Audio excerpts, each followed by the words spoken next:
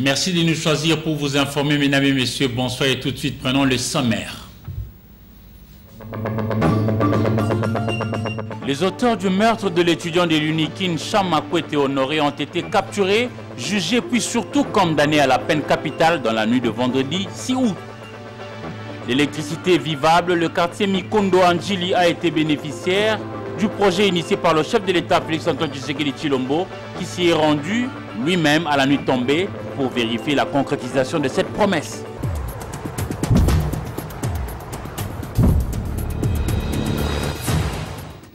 Encore une fois, mesdames et messieurs, bonsoir. Communément appelé Njili Brasserie, le quartier Mikondo Faubourg périurbain dans la commune urbano-rurale de Njili a été choisi comme le terrain d'expérimentation du projet test d'éclairage public de l'Agence nationale de l'électrification et des services énergétiques en milieu rural et périurbain, ANCER.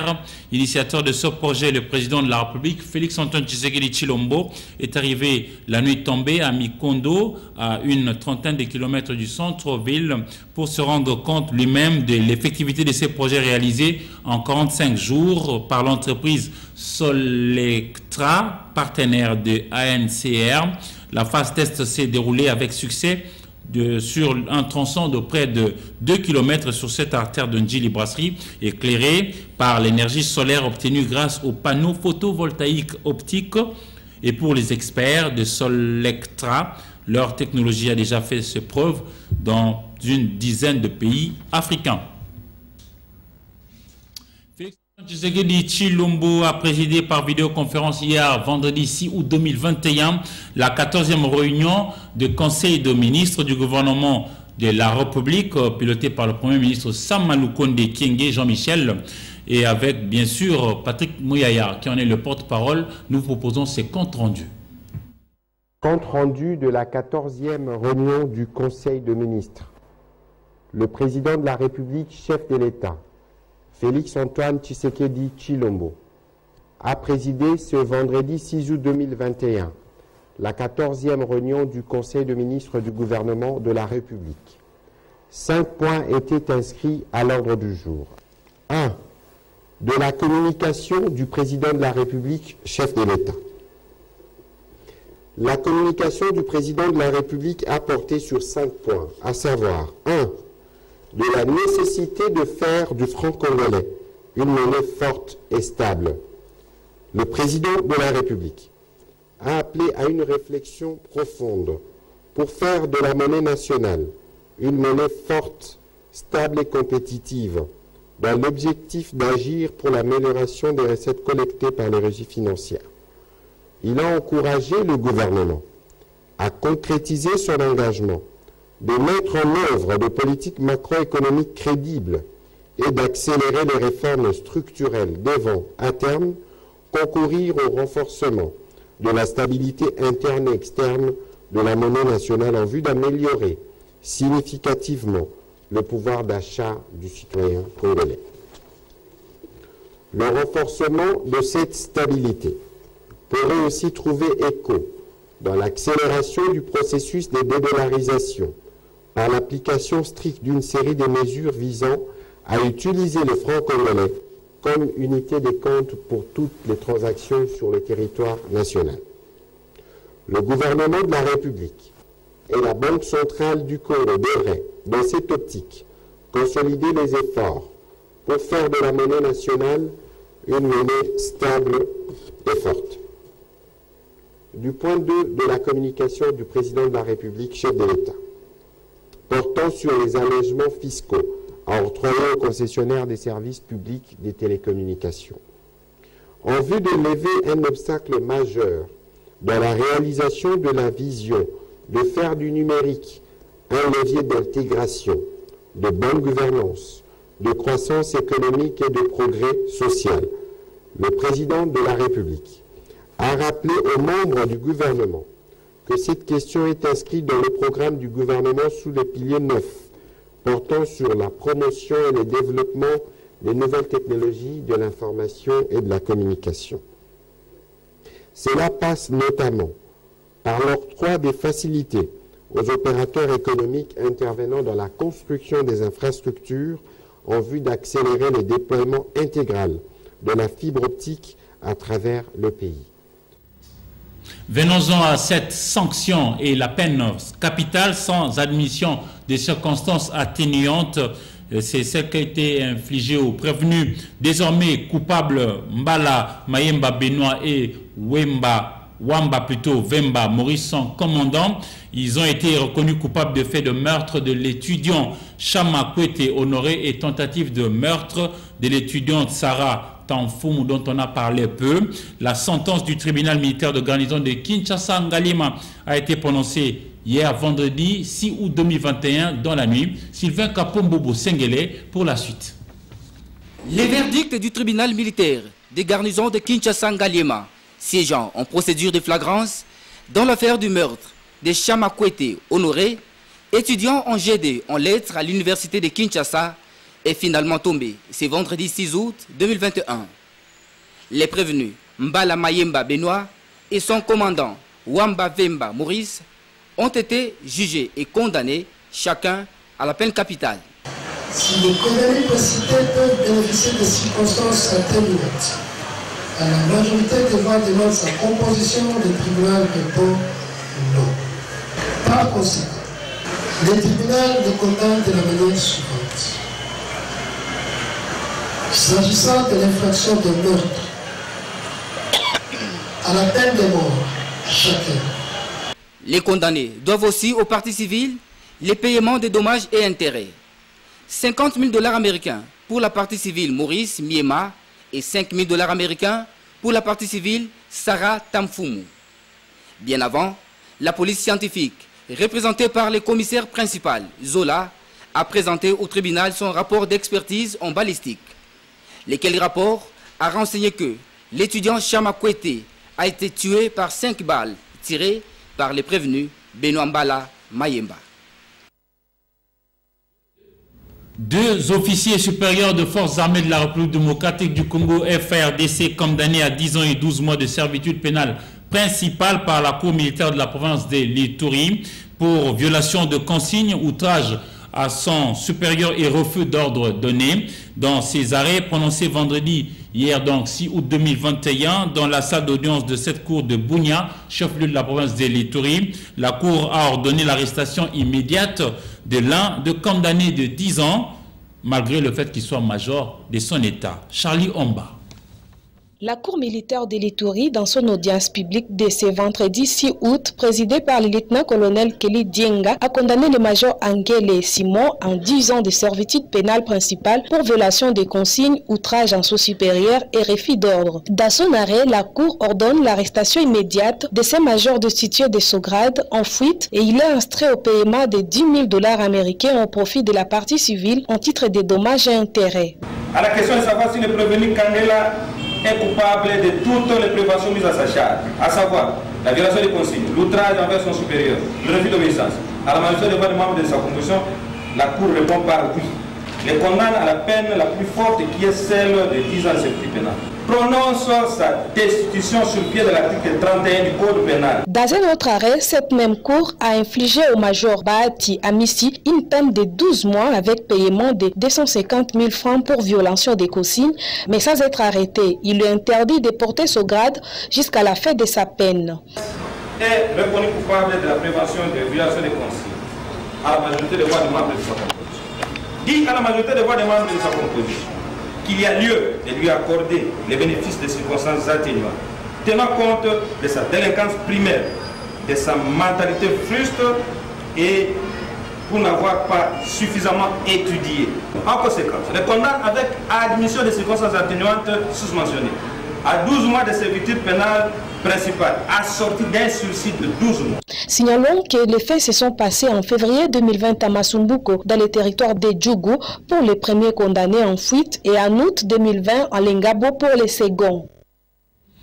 La haute cour militaire siégeant en matière répressive au premier degré en chambre foraine dans la prison militaire de Ndolo située dans la commune de Barumbu a tenu hier vendredi 6 août 2021 sa deuxième audience dans l'affaire de massacre de Yumbi commis en 2018. Nous sommes dans la province de Mai-Ndombe.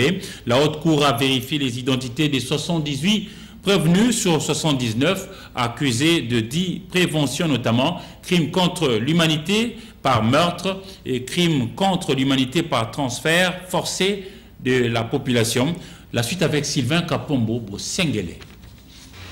78 prévenus sur 79 cités dans l'affaire des massacres de Yumbi commis en 2018 dans les Mai-Ndombe ont répondu présents à l'audience de la haute cour militaire, deuxième du genre, tenue en chambre foraine dans l'enceinte de la prison militaire de Ndolo le vendredi 6 août 2021. Au cours de la dite audience, la chambre de la haute cour militaire, présidée par le colonel magistrat Mukendi Chidja Freddy, a procédé à l'identification des prévenus, question de vérifier les informations sur chacun d'eux. Il ressort de cet exercice que les prévenus Mayo, bénéficiaires d'une liberté provisoire, a brillé par son absence à l'appel de la dite cause. Aussi, sur les bancs des accusés figurent quelques prévenus mineurs. L'organe poursuivant a fait savoir que leur âge n'enlève en rien les faits mis à leur charge et qu'au moment venu, ces mineurs seront transférés devant leur juge naturel pour être jugés. De son côté, la haute cour militaire a demandé à toutes les parties voulant faire prévaloir des exceptions de déposer le plus tôt possible leur mémoire unique afin que ces moyens soient développés à la prochaine audience prévue dans 2 semaines, soit le 20 août 2021.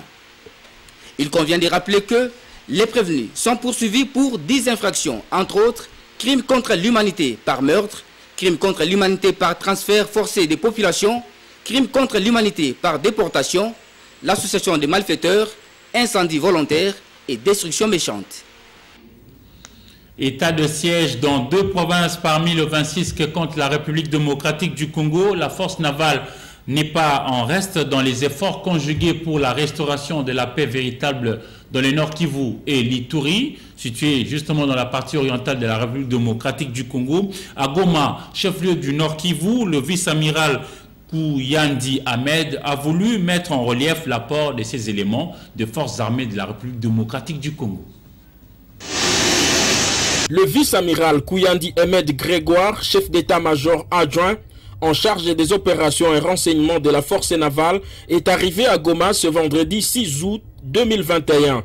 Au pied de l'avion, il a été accueilli par l'amiral Ngoy Égide John, commandant 33e groupement naval, et le commandant 34e région militaire avant de prendre la direction du gouvernorat militaire de province où il a été reçu en audience par le commissaire divisionnaire Ekouka Lipopo, vice-gouverneur policier de province. Au sortir de l'audience, il s'est exprimé en ces termes.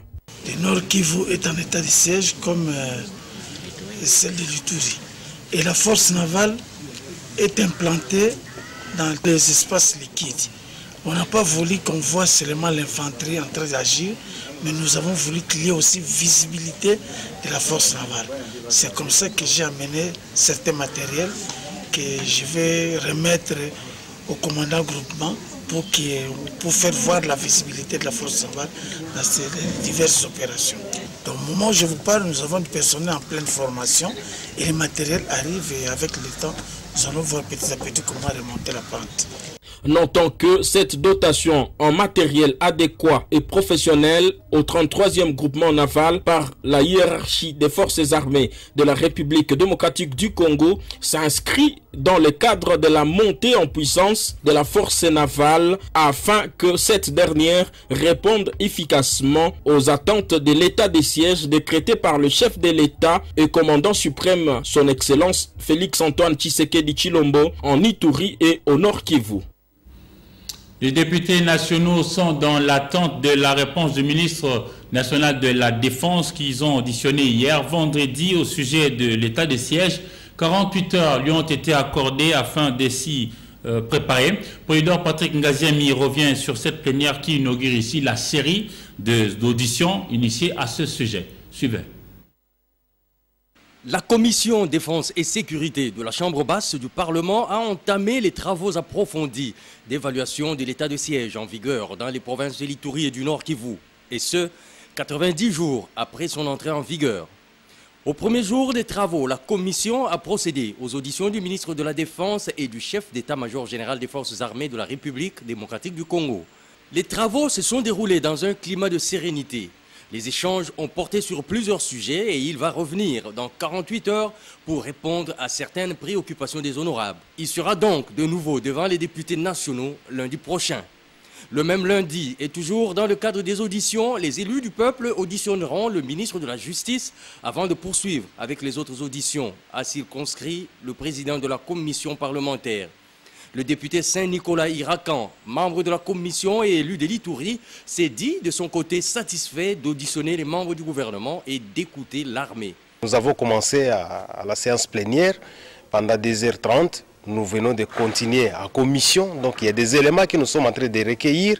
Et quand le gouvernement va répondre, parce que nous leur avons donné 48 heures avec l'état-major, c'est alors que maintenant nous allons analyser en interne toutes les deux provinces Nord Kivu et Ituri pour qu'on sache qu'est-ce que nous faisons, quelle position nous prenons face à la réponse que nous allons recevoir du gouvernement et de l'armée. Le travail continue au niveau de la commission car il y a beaucoup d'éléments qu'il faut recueillir. Il faut rappeler qu'au cours de cette audition, le ministre de la Défense nationale et ancien combattant Gilbert Kabanda était accompagné de la ministre des Relations avec le Parlement ainsi que du chef d'état-major général des FARDC, le général Célestin Bala.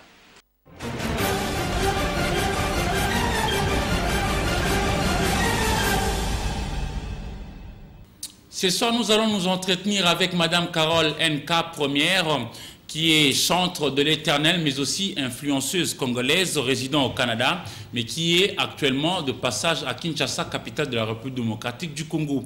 Bonsoir Madame Carole Nka Première, appelée également CP. Bonsoir Monsieur Eric Izami. Madame, vous êtes très active dans les réseaux sociaux et particulièrement sur Instagram. Pouvons-nous savoir, s'il vous plaît, ainsi que les téléspectateurs qui nous suivent, ce que vous faites exactement? Ce que je fais exactement, brièvement, je veux dire, je suis, pour commencer, chantre. Je suis chantre de l'Éternel et ce qui est un peu plus actif en ce moment, c'est le lancement de mon concept FF de CP, qui veut dire femme forte de CP. C'est quoi exactement le concept? Le concept, c'est que je fais du relooking, j'habille, je communique, je me maquille, en fait, je fais un peu de tout, un accompagnement, un suivi avec les femmes fortes. Lorsque je parle des femmes fortes, donc je parle des femmes qui, au niveau du physique, portent des tailles un peu plus élevées, genre du 12, 13, 14 et plus. Ça, c'est un peu les numéros américains. Et je dois les convertir en européens. Donc, on s'entend qu'on parle vraiment des femmes fortes, de taille forte, des tailles plus qu'on appelle, et je m'occupe de ces belles dames, je m'occupe, on va dire, du moral aussi de ces belles dames, de façon à ce qu'elles se sentent très épanouies, puis c'est un peu ça. Actuellement, vous êtes à Kinshasa alors qu'habituellement vous êtes plutôt installé au Canada. Est-ce que vos followers peuvent vous consulter? Absolument, absolument. Pour le moment, il est facile de me joindre sur mon WhatsApp. Le numéro est le 1-514-501-1731. Donnez-nous carrément votre adresse Instagram et un mot aux femmes fortes qui vous suivent en ce moment à travers le monde entier, à travers Antenne A. Donc c'est comme je viens de dire, pour le moment, je suis très joignable sur WhatsApp. Juste enregistrer le numéro 1-514-501-1731. Nous pourrions discuter et lorsque le compte Instagram sera mis à jour, vous serez avisé et puis nous continuerons notre discussion sur Instagram. Alors ce que moi je voudrais dire aux femmes fortes, nous sommes déjà des femmes, quelquefois on a l'impression de se faire traiter de personnes faibles, mais en fait la personne faible est la personne la plus forte parce qu'elle va se mûrir de certaines astuces pour donner le meilleur de soi-même. Et moi, quand je parle aux femmes fortes, à l'heure actuelle, en fait, il faudrait juste comprendre un petit détail. Lorsque j'ai commencé ce concept, c'était vraiment pour les femmes de forte taille. Et au fur et à mesure que nous avançons, les femmes, les très belles femmes, les femmes sveltes ont embarqué aussi dans le concept. Donc finalement, on est toutes là, nous sommes toutes là. Alors, ce que je peux dire aux femmes fortes, c'est de ne pas lâcher, de ne pas se décourager. Merci Madame Carole pour votre disponibilité et excellentes vacances à Kinshasa, capitale de la République démocratique du Congo. Merci beaucoup également à vous, Monsieur Eric Izami. Ce que je pourrais dire de plus, c'est remercier toute l'équipe Antenne A qui a voulu en tout cas, qui a permis à ce que je puisse être visuel ici au niveau de Kinshasa. Donc mon contact est là en cas de besoin, un besoin quelconque. Je parle vraiment de ces femmes fortes et belles qui ont besoin vraiment d'un accompagnement. Caroline K, première, est là pour vous.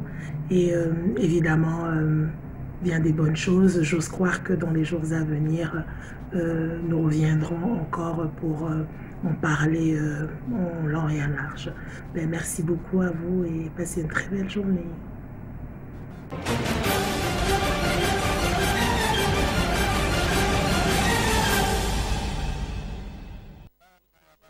Après 12 ans de travaux, l'aumônerie militaire catholique garnison de Kisangani, nous sommes dans la province de la Chopo, est enfin fini.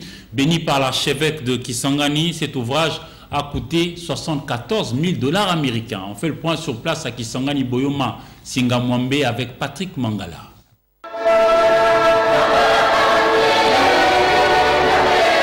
La cérémonie de bénédiction a eu lieu au cours de la messe présidée par son Excellence Monseigneur Marcel Outembi Tapa, archevêque de Kisangani et président de la Senko. L'aumônerie militaire catholique garnison de Kisangani a bâti sa paroisse ce jeudi 5 août, une joie pour ce millier de ses fidèles chrétiens.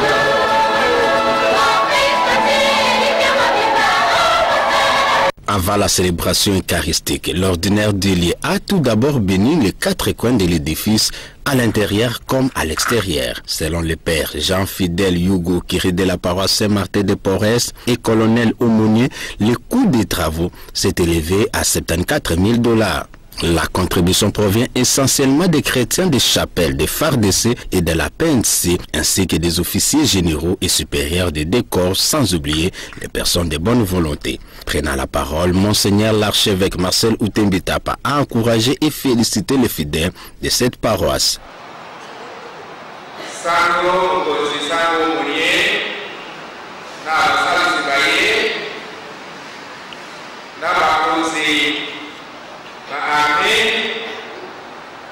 Na bino ba Kristo na pesi bino longonya Zabi bosali maso la molende konda nzambe ezwa lokumu etonga na ndenge elokobani. Au cours de cette messe, l'archevêque de Kisangani a administré le sacrement de confirmation. A noter que ces projets de construction avaient débuté en 2009. Aujourd'hui, la paroisse Saint-Martin de Porres fait face à plusieurs tentatives d'expoliation de son terrain de Bendala. Alerte le curé de cette paroisse. Accueilli par la fédération, ou plutôt la délégation de la filière de la Fédération internationale de football coopératif, conduite par Madame Linda Ndundo, Monsieur Albert Zebli, président de la Fédération internationale de football coopératif, est arrivé aujourd'hui, samedi 7 août 2021, par l'aéroport international de Njili. Cette personnalité est venue consolider le football amateur dans les entreprises implantées ici en République démocratique du Congo. Damien Maungu pour les images, sur le commentaire de Papi Katassi. Il est en séjour de travail à Kinshasa depuis ce samedi 7 août. Albert Zebli est venu personnellement parler de l'avenir de la Fédération internationale de football coopératif avec sa filière congolaise et les autorités du pays.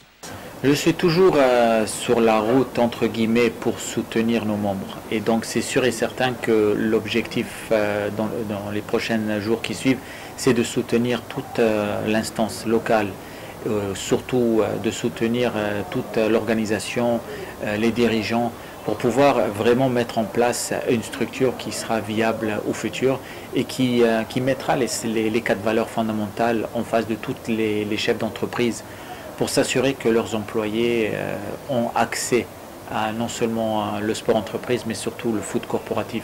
Je pense que surtout aujourd'hui, dans le temps de Covid, où les gens ont dû rester à la maison pendant une longue période, nous avons tous besoin de sortir, de s'amuser, d'être à l'extérieur. Dans la capitale, le numéro 1 de la Fédération internationale de football coopératif vient aussi donner le go de FIFCO Corporate Championship Cup qui démarre dès ce 14 août de l'année en cours.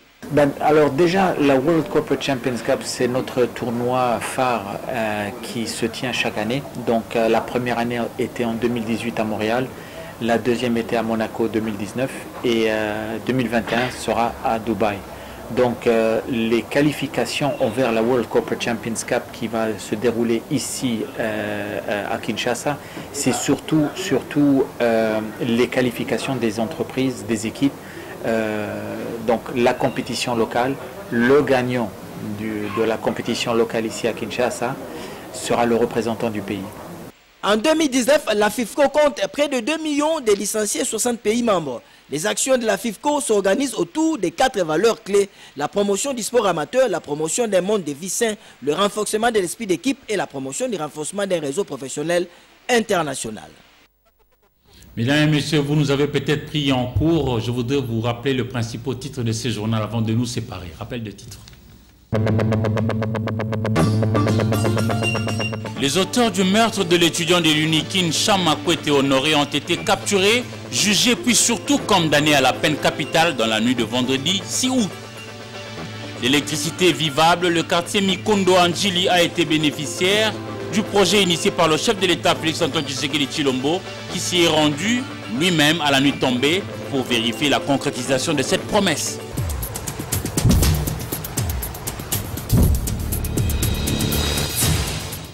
Mesdames et messieurs, c'est ici que nous mettons un point final à cette grande édition du journal. Merci à vous de l'avoir suivi et surtout bon week-end dans vos familles et au revoir.